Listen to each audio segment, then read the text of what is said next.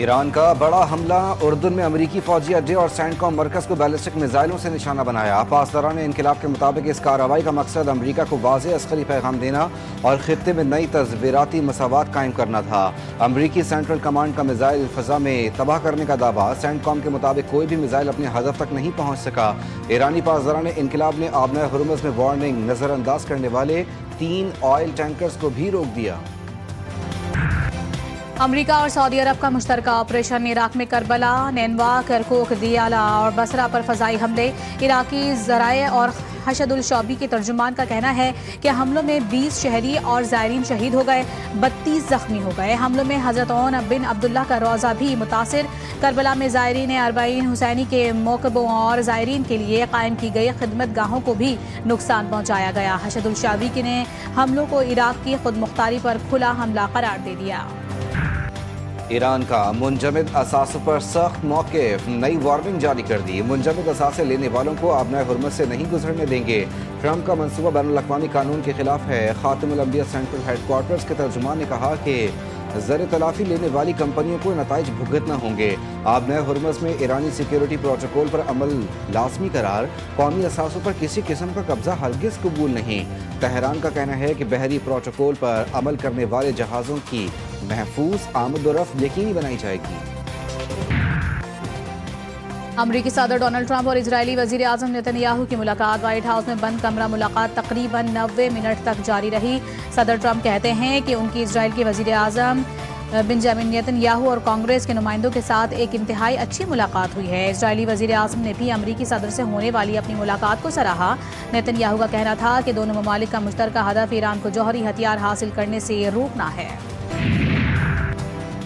Trump کی ایران کو نئے فوجی حملوں کی کھلی دھمکی، معاہدہ نہ ہوا تو پک ایکس پہاڑی بھی نشانہ بن سکتی ہے، جوہری تنصیبات، پل اور پاور پلانٹس بھی ہدف بن سکتے ہیں۔ ایران کے بیلسٹک میزائل حملے، عالمی تیل مارکیٹ میں شدید رد عمل، خام تیل کی قیمتوں میں 4% سے زائد اضافہ ریکارڈ، امریکی خام تیل کی قیمت بڑھ کر $82 فی بیرل سے تجاوز کر گئی، جبکہ برینڈ خام تیل بھی $88 فی بیرل سے اوپر پہنچ گیا۔ سرمایہ کاروں نے ممکنہ جنگی کشیدگی اور خلیج میں تیل کی سپلائی متاثر ہونے کے خدشات کے پیش نظر خریداری تیز کر دی۔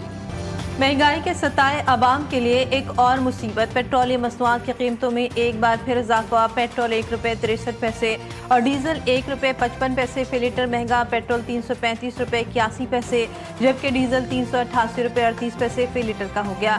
ایک روز پہلے پیٹرول میں معمولی کمی کا اعلان کیا گیا تھا، مگر عوام اس ریلیف کا مزہ بھی نہ لے سکے کہ قیمتیں پھر بڑھا دی گئیں۔ ہر بار کی طرح مہنگائی کا بوجھ ایک بار پھر عوام کے کاندھوں پر ڈال دیا گیا۔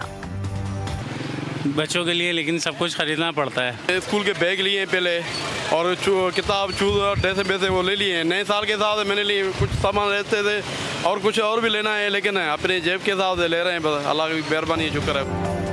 گرمیوں کی تعطیلات اختتام پذیر ہونے کو کراچی بھر کی کتابوں، اسٹیشنری، اسکول بیگز اور یونیفارم کی دکانوں پر رش۔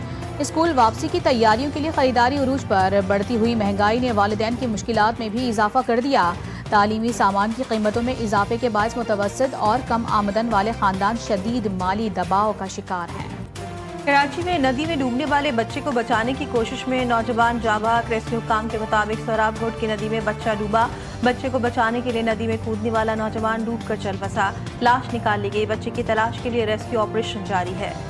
لاہور کے قریب لالا ڈیٹ ٹوٹنے سے پانی دیہات میں داخل، قلعہ ستار شاہ، کوٹ پنڈی داس کے رہائشی علاقے پانی میں گھر گئے۔ شادرہ کے قریب نالا بھیڑ کی نہر ٹوٹنے سے ہزاروں گھر متاثر، پٹھان کالونی، رچنا ٹاؤن اور رانا ٹاؤن میں کئی فٹ پانی جمع، عابد ٹاؤن اور چک 40 کے مکین گھروں کو تالے لگا کر محفوظ مقامات پر منتقل۔ متاثرین کا کہنا ہے کہ وہ اپنی مدد آپ کے تحت صورتحال سے نمٹ رہے ہیں۔ راولپنڈی اسلام آباد میں رات سے وقفے سے بارش، موسم خوشگوار۔ اسلام آباد کے مختلف علاقوں میں بادل جم کر برسے، راولپنڈی میں بھی کہیں ہلکی تو کہیں تیز بارش۔ سب سے زیادہ گورڑا شریف میں 62 ملی میٹر بارش ریکارڈ، شمس آباد میں 25، سید پور میں 19، چکلالہ میں 17 اور بوکھرا میں 27 ملی میٹر بارش ریکارڈ۔